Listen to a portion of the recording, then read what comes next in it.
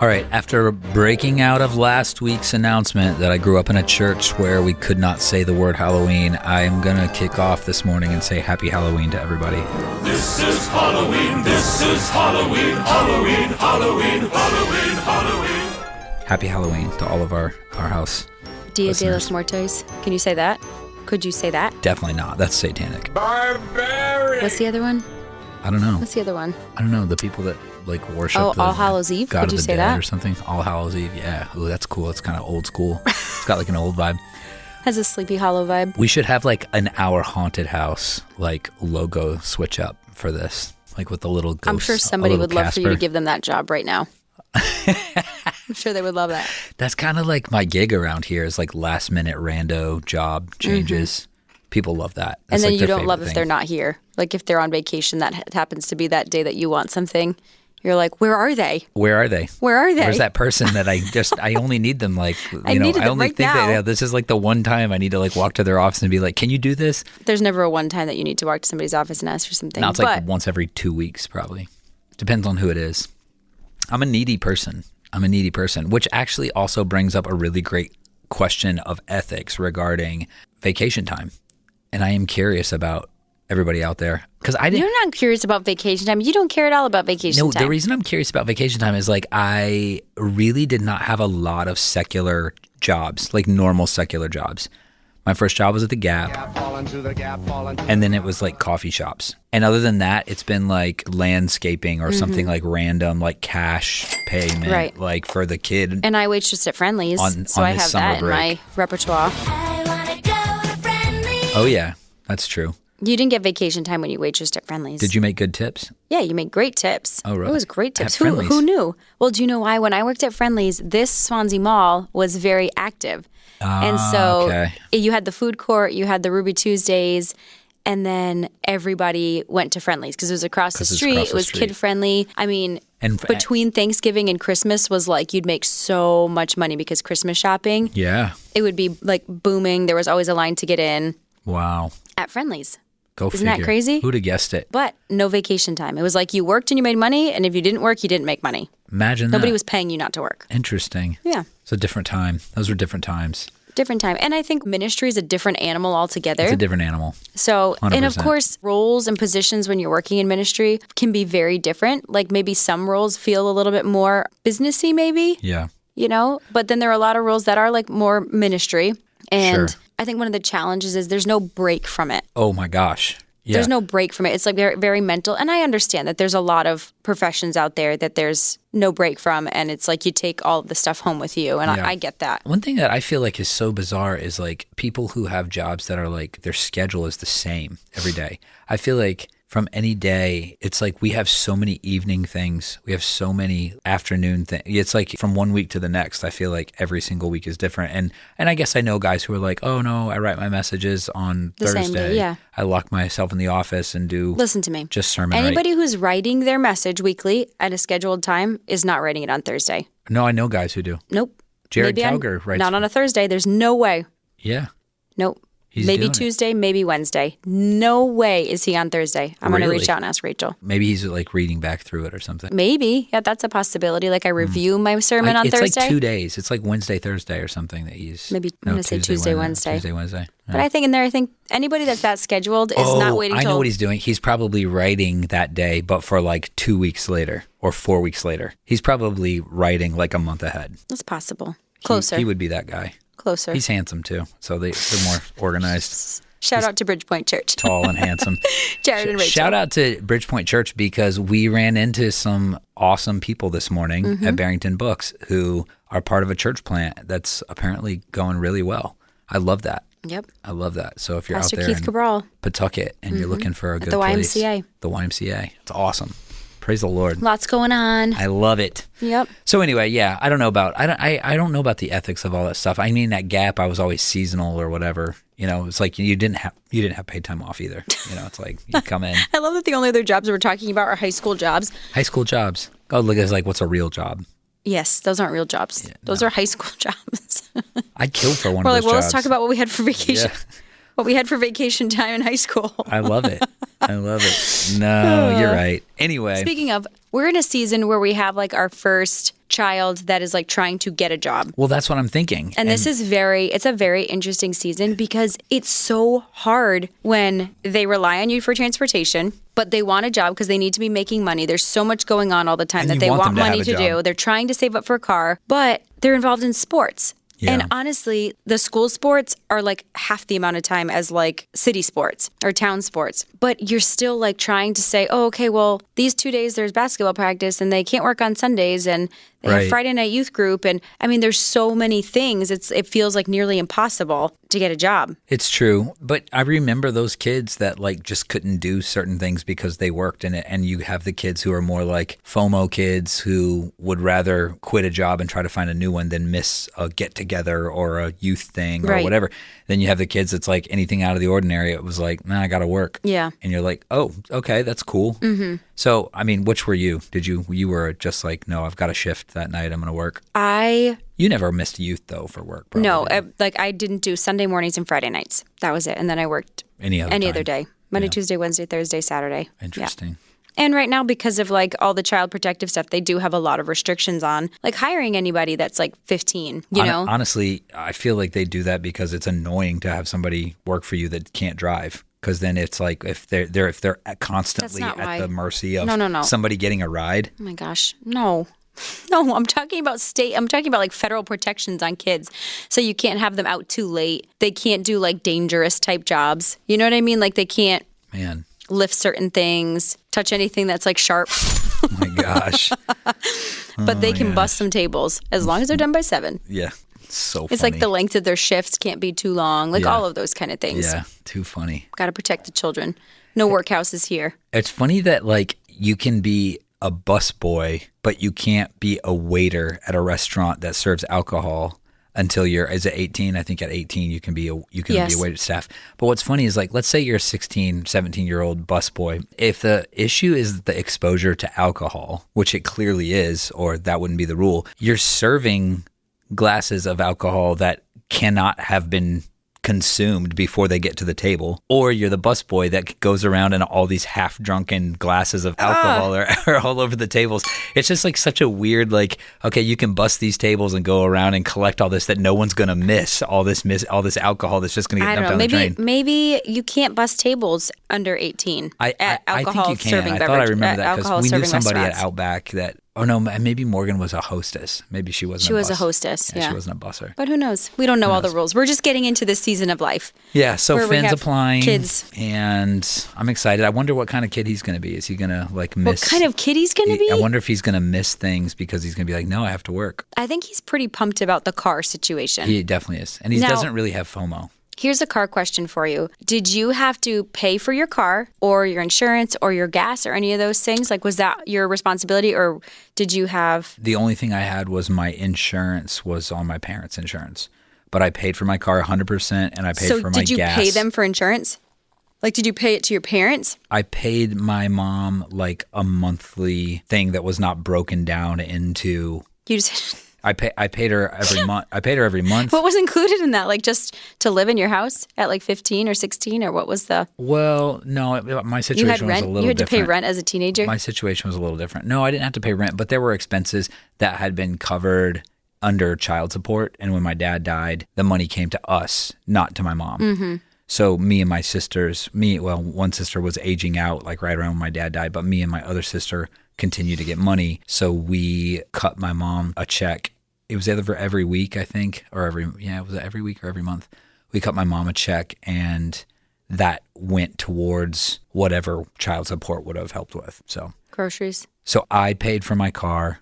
I paid for my gas. How did you save up for your car? Well, I paid for it with money from my dad. And I worked, so I don't know how much came from which, but I mean, I just bought it with money I had from either. I never made a ton of money. I never worked a job where I was like raking money in hand over fist. In retail, you work for a discount on clothes, pretty much. In Rico? Retail. In retail. Yeah. Sorry, I was distracted. All I could, when you were talking about making money hand over fist. I was just seeing that like McDuck, like swimming in like the piles of cash. Scrooge McDuck. Yeah, it was. It definitely wasn't that. But at the Coffee Depot, I mean, like you always made like gas money, tips. You made spending money, that sort of thing. I know. I think we're trying to make decisions right now about all of that because it's like I bought my own car. Yeah. You paid your insurance. Yeah. And my parents covered gas at that point. So you paid car and insurance. What was car insurance back then? I don't even know. I think I paid $120 a month. Would you know, my entire life, I don't think I've ever paid car insurance. I feel like That doesn't make any sense. You brought this up here. You brought this up on this podcast, I think. Oh, like when you're ago. saying you didn't, like you just didn't physically make a payment. I didn't know what it was. Like, I don't know how long I went uninsured. Do you know how much you pay for car insurance now? I don't have a clue. I don't even have a clue. I don't remember. One of my favorite like meme things that's going around or like the funny videos, reels that people are making is when the wives go to the husband and they're like I can't pay the mortgage this month. And the husbands look like completely stunned. They're like, you've never paid the mortgage. And they're like, yeah, but I can't pay it this month. I don't think I'm going to have money for the mortgage. And they're like. The husband's like, you only ever have money I give you. He's like, so you've never funny. paid a mortgage payment in your life. In that meme, though, I would be the wife coming to you. I'd be like, I can't make the mortgage I know. I'm like, I want to month. do this so badly to Zach, but it's not going to make any sense to him. He's going to be like, really? We don't have the money for the mortgage? What happened? What'd you spend it on? Yeah, no. That's so funny. It was No, I would probably be those like, videos what did I spend it on? Funny. More The like husbands' faces and their responses are so funny. The ones that are like not even making eye contact and they just like burst out laughing. They're like, "Oh, really? You don't have money for the mortgage payment?" Are so funny. I love it. That is funny. So moving on back to, wrapping up the All Hallows Eve, Wrapping it up. Well, I also feel like I want our listeners to know that the sugar good. glider murder spree has continued at the house. I was just gonna say we have less people living in our house now. Yeah. Less people? Less tenants. There it is. Still less. A little less tenants. I mean, last night was like an absolute freak show, to be fair. It was like, I didn't sleep at all. Nope. It was terrible. But it was. But here's the deal. The ruthless I feel eradication. really bad. And nobody's come against us yet, thank God. I mean, hopefully nobody from PETA is listening to this podcast. But I do feel bad about the death of all of these flying squirrels. I do. But I just don't know what you could do because you can't really like rehome them. You can't just move them somewhere else. They're going to come back to their same house. It says they come back annually with their same family, their tribe. We've seen that to be true. We've seen that to be true. The problem is that they're cute, and I've held sugar gliders that are people's pets. I've held them. Right. People that walk around with them in their pockets and stuff, their shirt pockets. And You held one last night. I held another one last night, and then I shot it. Put to death. So. Oh, you don't have to share all of that on here. I mean, I don't know what else to say. I don't want to sugarcoat it. I don't want to sugar glide it. It's just, I mean, it was 5 squirrels. Yep, 5 more squirrels. All night long. 5 massacred squirrels. 1, 2, 3, 4, 5. But, I mean. But we got 5 more, so we're 6 down. We're 6 down, and what? And what it says is they're in families of 12 to 30. And then one website said 50. So there's that. So there's that. Happy Halloween, everybody. What I'm honestly thinking about doing is just making you a coat for Christmas. Oh my gosh.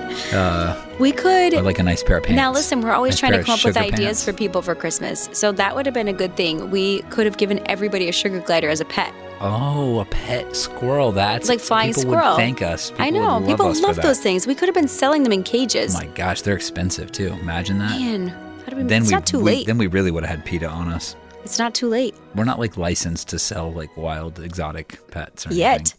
We could be. Okay, I like it. I mean, Whatever's the gonna make other a little option extra Christmas is money. I'm always like a big fan of the taxidermied squirrels. Yeah. Like, when they have that the I little could see. taxidermied squirrels and they're doing fun things like sitting in canoes, rowing a boat, rowing, and they're getting married. It's like a bride and groom squirrel taxidermied. I'd like, I love those. I'd like a sugar glider like suspended from a parachute. Yeah.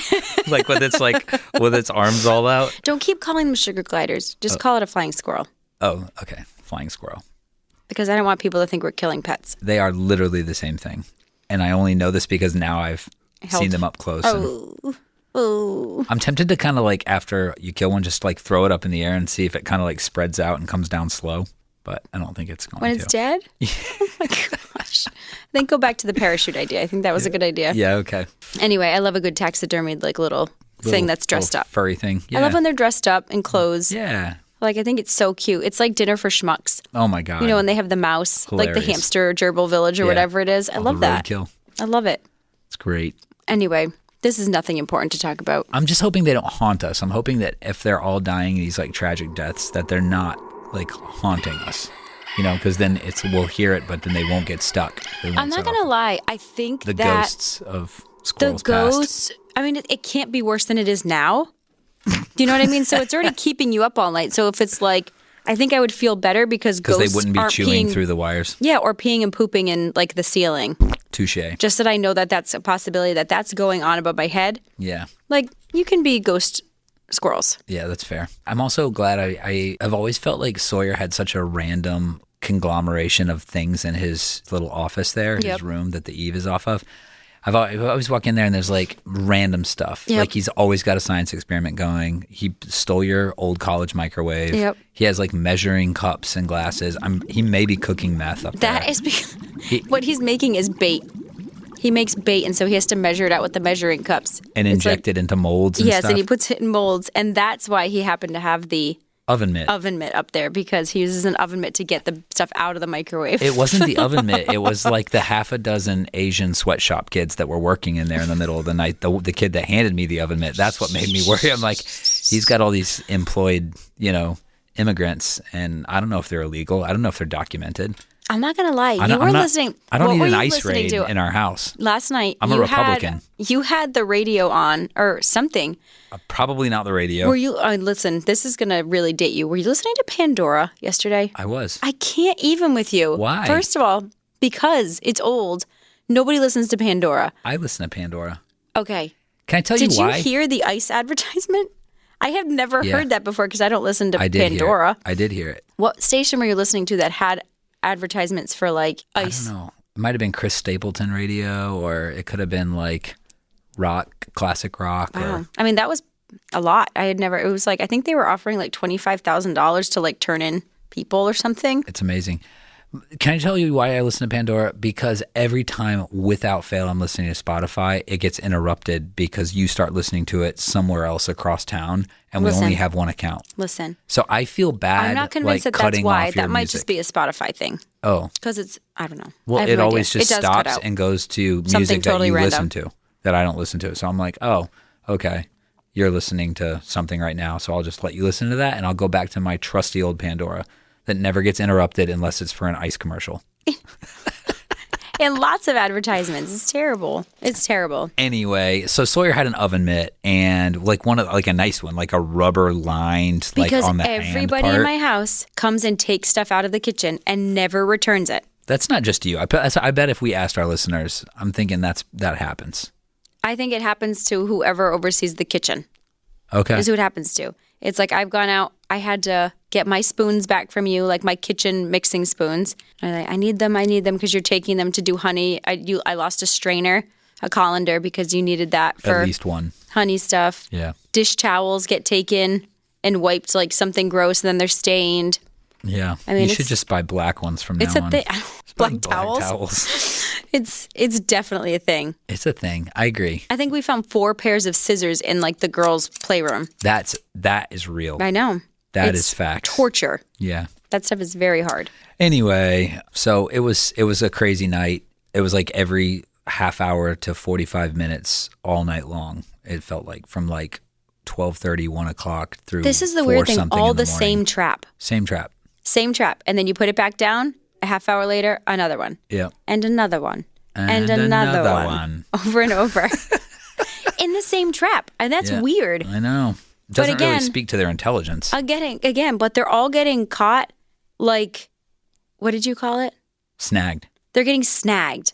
It's like when you catch a fish like through the fin and not because they took the bait. Because they're not eating the peanut butter out of the trap. They're not trying to get the bait. They're just getting caught. They're getting snagged in this trap because they're just running around that much. Scurrying, dancing around dancing, flying around, whatever they do. It looked like they had actually made a little pentagram up there, and they were kind of like dancing around. They had some candles lit and stuff. If it helps you like process their grief, the loss, I think they are Satanists. That is terrible. I saw one in a little druid hood. Is that how you want them dressed up? Taxidermy one. You're sick. You're one sick puppy. Oh my gosh. Anyway, all right. Well, we should talk about something, more productive. What do you have? So one thing I feel like we should just touch on is the pressures of Christmas and money, because I feel like it has seemed, at least this past year or two, like that the financial climate has felt like so tough for people. It's like more and more people we talk to are feeling strapped. Yep, Strained, like completely maxed out. And a lot of these people are working, we've did a podcast in the last year at some point about, having other sources of income or whatever, because it feels like it's very hard to get ahead or even plan a vacation, or never mind like buying a house or a car or something like that, when it takes every bit of your paycheck just to do groceries and your housing expenses, like never mind just the expenses of like putting kids into sports or all these like little things so much extra that are so much extra to live. And then if you have like 2 kids, it's like double everything, and 3 kids is triple, and 4 is quadruple. So it's just all of that. And so I think it can be, it's like you want to love the Christmas season. Yeah. And you want to get excited about it and all the good things about it. And not, of course, not just focusing on the gift part, but a lot of people want to buy gifts to give people gifts. Yeah. And it can feel so stressful. It's like you want to think forward about Christmas and be excited about it, but there's always this constant looming thing about like, oh gosh, but it's so much money. I'm going to have to spend every single thing. I'm going to have to go into debt because I'm going to have to use a credit card. Mm-hmm. And some people, the only time they ever use a credit card is at Christmas time. Right. And then they take the year to pay it off, which, listen, it's not the end of the world if you feel like that's the way you like to do it. And it's probably a good way to build credit. 0%, wonderful. Yeah. And so I just wanted to talk about it a little bit to say, first of all, you're not alone. Yeah. I feel like a lot of times you're like watching like stinking Instagram. And you're like shamed by thinking like you're the only irresponsible person or whatever. It's like, this is like life. Yeah. It's life. And right now, add on to that, I don't know who all is affected by this, but the government shutdown thing. I feel like the fear of this, I don't know how many people have lost their jobs or are on hold or, whatever, or just there's like this looming threat of, because they're figuring out health insurance and all this other stuff. That's something that's been throughout this whole year. I mean, people started losing a lot of, like grant monies and things like that were removed when the Doge thing was happening and all of that earlier in the year. So it just kind of provokes a lot of fear almost for people who they don't ever end up actually losing their job, but they're living under the constant stress or threat of it. Yeah. That enough is sometimes worse than actually it happening, because it's like this when's it going to happen thing. Mm-hmm. But so you were saying about Instagram? I was just like thinking about Instagram the other day, because what happens is you're looking at so many influencers and it's like, it's been the fall. And so everybody's posting their front porches, because I'm not going to lie, nothing's prettier than a fall front porch when it's all decorated. Yeah. It's beautiful. Agreed. Like the colors are always so beautiful. But like the newest thing that we've seen in the trends in the last couple of years are to do these like dumps of pumpkins. I mean, it's like 75 pumpkins. Yeah. People, like somebody just commented and said like, I'm not going to lie, like how much did this cost? Because I buy like 6 pumpkins and you're putting like one on each step and you're like, well, I just spent $150 on those 6 pumpkins because pumpkins are so expensive. Yep. It can feel like, oh my gosh, like I want things to look pretty too. But man, I need to buy $2,000 in pumpkins in like high-end pumpkins for them to happen. Yeah. When P.S. plant pumpkins. Pumpkins are so easy. That's how you've done it. Yeah, we just plant pumpkins. Come up with more pumpkins than you know what to do with. Yes, it takes space. Pumpkins take space. But they're fun. They are fun. Deer love pumpkins. But you can buy packages of pumpkins, and they're all like all the bougie looking pumpkins that you want, the pale ones and all of that stuff. And you actually like barely have to do anything for pumpkins. And then they're just like there and you go and grab them and put them on your porch. Anyway, regardless, thinking about Christmas, it can feel very overwhelming because like the stinking dramatic porch in the fall, you're seeing the same thing at Christmas and you're like, oh my gosh, how am I going to keep up with this and that? And always feel like you're underneath all of it. Right. And that's kind of where sometimes it's good just to like be encouraged. And I feel like that's kind of what I want to do. I want to just say like, it's a season and it passes. And, I think the the important things are to like stay faithful in it, to stay. And when I say faithful, I don't just mean like, oh, don't stop giving your tithes, like classic pastor talk. I mean, stay faithful, like remain in faith. Yeah. Remain in a place of faith, like God is the one who's always provided and God will continue to provide. And if there are places where maybe you're not exercising wisdom in your finances, like ask the Lord for conviction. Right.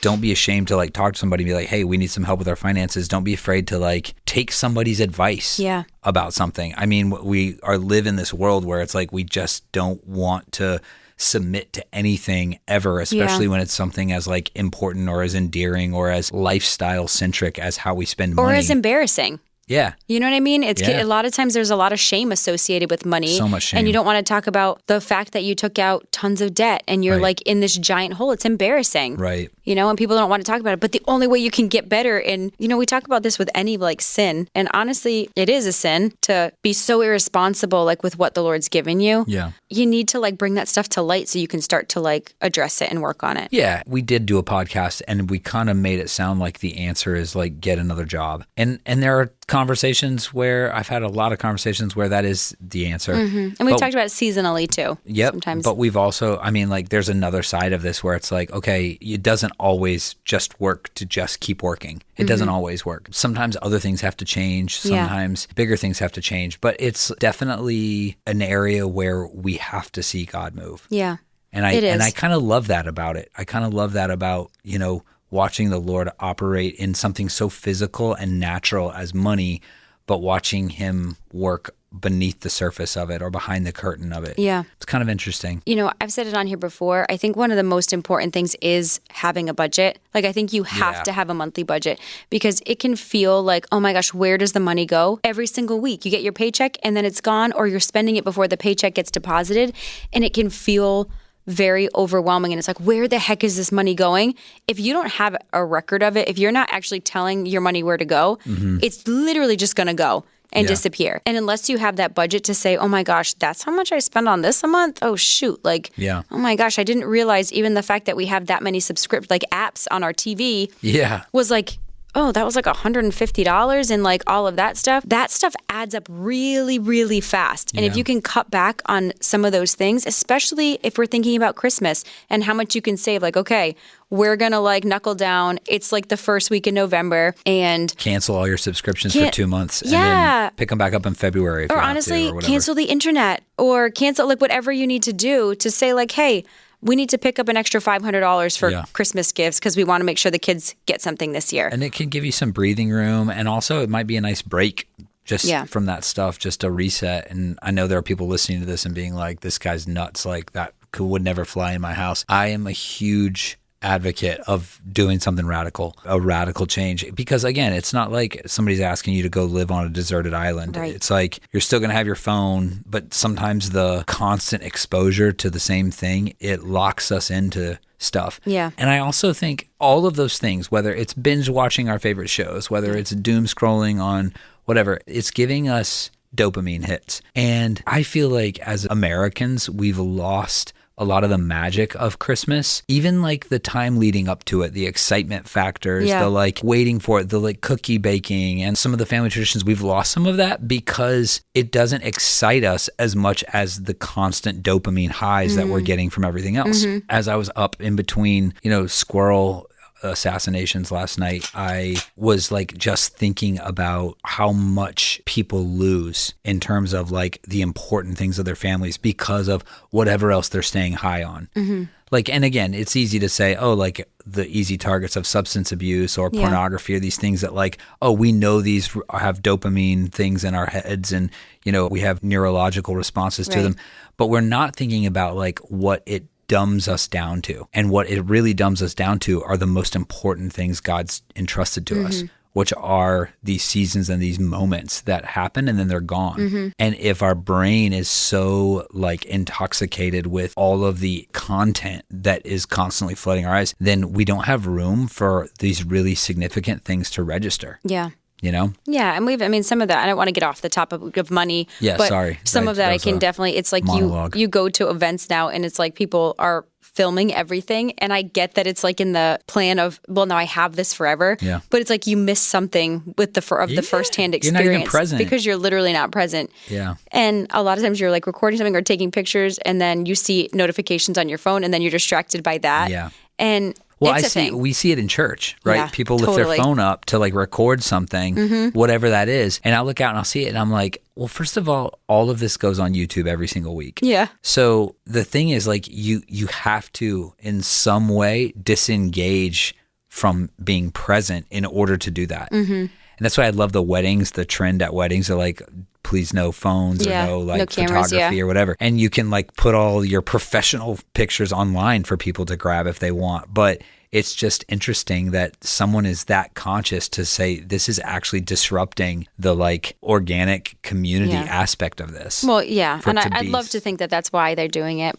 But Why else would you do it? because they don't want people with phones in their pictures. Like they don't want their pictures to have like people holding phones up. Like when you're coming down the aisle, you have all the people leaning out with the cell phones to take pictures. So they don't want that. Interesting. And they also don't want people posting to the world pictures of their wedding before they have a chance to put out their professional photos. Oh, that makes sense too. Yeah. Interesting. All good reasons. That's fine. It's your prerogative, your wedding. All that to say, why not take a month or two off from the internet? And then I know it's unfathomable for some folks, but I just love the idea of, wait a minute, we just grabbed an extra $200 a week or $100. I'm going to tell you what the real struggle is there. What are you going to do? You're going to take away our Christmas movies at Christmas time? You are the Grinch. I am the Grinch. No, but I do think a good thing to ask yourself in this season too is, am I financially strapped because I haven't been faithful in giving and I haven't been tithing and I haven't actually been honoring what the Lord's asked me to do? And, you know, we talked about this a few weeks ago when it came to like health and always asking for prayer over our health, but we're going against everything that we've been instructed like biblically to do and to care for our bodies. Yeah. But then when it comes to finances, we ask for prayer for finances, but we're not honoring what the Lord's asked us to do biblically with our monies, you know? And so I think that that's an important thing to huge. like get together. If you're a married couple and you need to sit down with your spouse and say like, okay, what are we doing? Yeah. Where are we going wrong? Do I think every like tough financial season is because you're doing something wrong? No, of course not. That's just part of life. You know, you go through hard seasons and there are challenges and it causes us to seek the Lord and it causes us to be challenged to look at things differently and prioritize and all of that. And I think that's always a good thing that can come out of those challenging seasons. But I think, I agree. The most important thing you can do when it gets tough is go back and say, are we faithful in whatever sacrifice we're supposed to be making, whatever commitment, whatever investment? Are we faithful in that? Because that's your best standing. Yeah. Is I've been faithful in this. It's kind of like you have a word from the Lord. It's like we hang our hat on this. Okay, we've been faithful. We were talking with Pastor Holly here a couple weeks ago. Maybe it was just last week. She was talking about some financial changes in their household income. And she said, when you've done something radically obedient, it's so much easier to trust God in like a time of what feels like lack, you know, in a time when it's like, oh, we got to tighten up the purse strings a little bit. There's like a little less coming in, the season or whatever's changing. Side work. I mean, we all have side work that is very based on the season. And so I know Roger's done like outdoor tractor work. I've done it, all this kind of stuff. And Kurt does it, yeah. Yep. Kurt does it. A lot of us do that. And what happens is when God's called you to do some radical thing, like sow a big seed into this or do something like that, you have so much more faith to be like, I know the Lord's going to bring us through this time. And I think that's so interesting. I've never heard anybody say it like that. Like it's easier to believe, even though you've given like more. It's like, well, now how does that make sense? You need more and you just gave away more. Right. Because it's easier to believe for a miracle when you're supernaturally giving. Yeah, you know? for sure. Kind of wild. Anyway, all that to say, don't get discouraged in it. Don't let it steal your joy. Yeah. And I think to go along with that, you know, we see the scripture that says it's better to give than to receive. And I think often when we're always been on the receiving end, it feels like sometimes it can be aligned with like that victim mentality where it's kind of like, I need to be receiving. How could it possibly be better to give? But like if the biblical promise is that it's better to give than to receive, there has to be a blessing connected with the giving part and not just being always on the end that's like needing that extra from somebody else. Right. You know? Absolutely. I mean, there's a lot we can talk about with money, but that's not today. It's not today. No, it's true. And last thing, you know, you talked about a budget, but I would just say like, it's kind of like anything else. The earlier you start, the better. Not just the better you are because you're not doing last minute buying, but the better you feel because it's like, okay, you're building a small pile in a closet somewhere and you're kind of like, you've got kids and you're like, we want to do this. But oh, we can't go Christmas shopping until the Christmas bonus comes in or whatever it is. It's like, start this week and go out and get something like in the $20 range. It's like, start a pile, and then come Christmas or come 2 weeks before Christmas, you don't feel as overwhelmed. You're like, okay, we've got a couple things left we need to get. It's just more breathing room. Yeah, it's true. You know? It's good. Anyway. Little fun things. That's helpful. Be blessed. I'll just say happy Halloween, everybody. Happy Halloween. See you in November. This is Messer. And I'm Willa. This is our house from A to Z. Thanks for coming over. Well, isn't that special? Lock the doors. Am I in danger at all?